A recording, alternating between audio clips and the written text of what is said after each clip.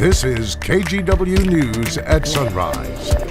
Rail companies and unions representing tens of thousands of workers across the country are back on track, reaching a tentative labor agreement that puts the plan for a worker strike on hold. More on what this means for passengers and the nation's supply chains in just a minute. Plus. And she picked up the ottoman and sort of bum rushed me as I was backpedaling out the door. Yeah, our jaws dropped when we watched this video. Can you imagine walking into your kid's room and finding a total stranger taking a nap on their bed? Hear more from this mom behind this bizarre encounter, all caught on video, coming up. Yeah, we have those stories, and then we're going to take a complete turn. We're going to go out to Mount Angel this morning because a huge event here in the Northwest kicks off later this morning. We're talking about the annual Mount Angel Oktoberfest. Oh, who is that happy lad on this Thursday morning? Is that Devin? It is! He looks the part. He actually looks like a puppet on strings this morning. Pinocchio? Nice look, Devin.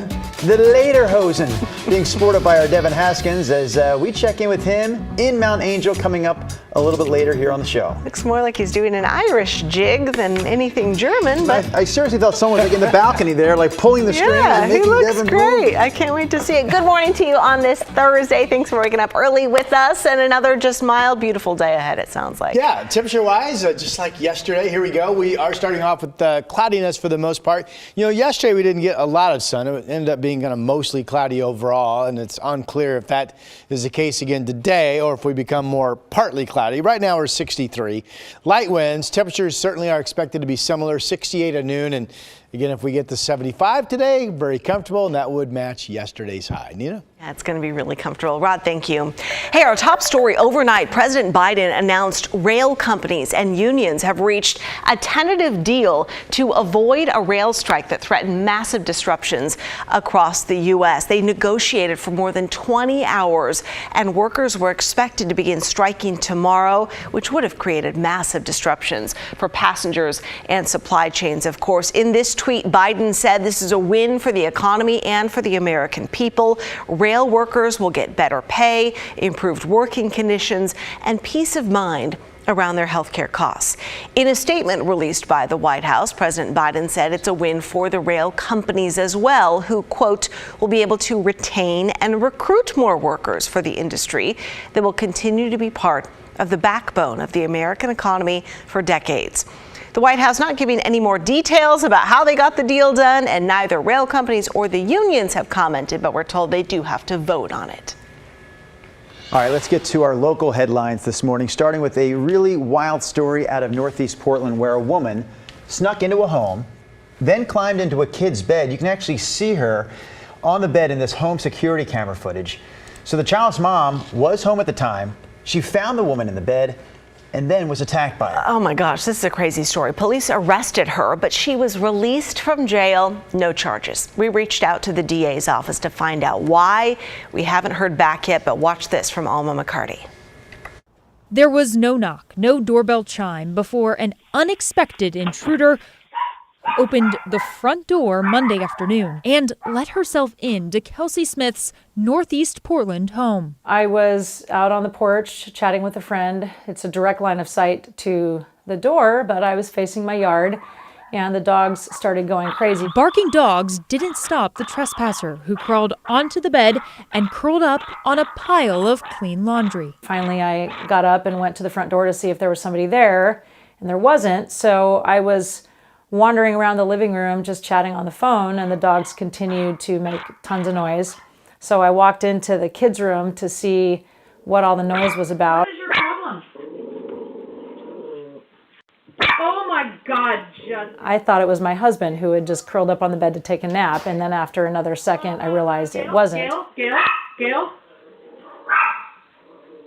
Gail, I need help. Moments after Smith backed out of her son's room, the person on the bed jumped up. And she picked up the ottoman and sort of bum rushed me as I was backpedaling out the door. And she threw it at me and hit me with it and then just sauntered out the door. Luckily, Smith says none of her children were in the room at the time. She explains they had the cameras that recorded this shocking interaction installed just a couple weeks ago to keep eyes on her 10-year-old son. She came into my children's room, my kids, and one of them is, quadriplegic and medically fragile, so he couldn't tell me if something happened. He couldn't call out, he couldn't defend himself, and that's really frightening. Portland police found the intruder close by and took her into custody for burglary and harassment. However, the Multnomah County DA declined to charge the woman, who's scheduled for a mental fitness hearing next week for a separate case. Smith says while she doesn't have all the answers, certainly a situation like this one underscores a need for the city to do more. We need more services. We need more advocacy. My big concern is that, she's going to walk into the wrong house. I mean, she didn't have a problem assaulting me. She's going to do that to somebody else and she's going to get shot. And this is something that's preventable. Alma McCarty, KGW News. Latest story in our homeless crisis now. A large encampment off of North Columbia Boulevard in Portland, surrounding businesses say is still causing major problems.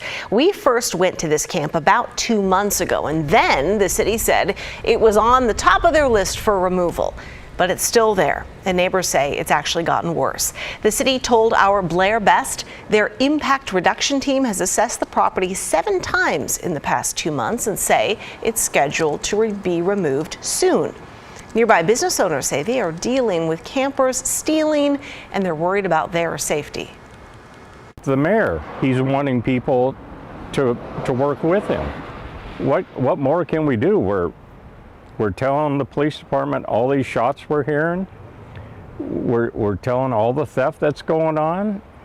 My wife has emailed all the city commissioners, the mayor, no response. Oh gosh, every day it impacts our business. We're losing thousands of dollars, hundreds of thousands now. They're gonna have to pay me to move or I'm not moving. Portland police were at the camp Friday night after someone reported gunshots, but officers said they didn't find any evidence of gunfire and add they often get calls about this particular camp. All right, this next story is one that we've been following since 2018. For the past 4 years, bags of human feces mixed with cat litter have been dumped along roads in rural Multnomah County. The county has nicknamed the person responsible for this the East County Dumper.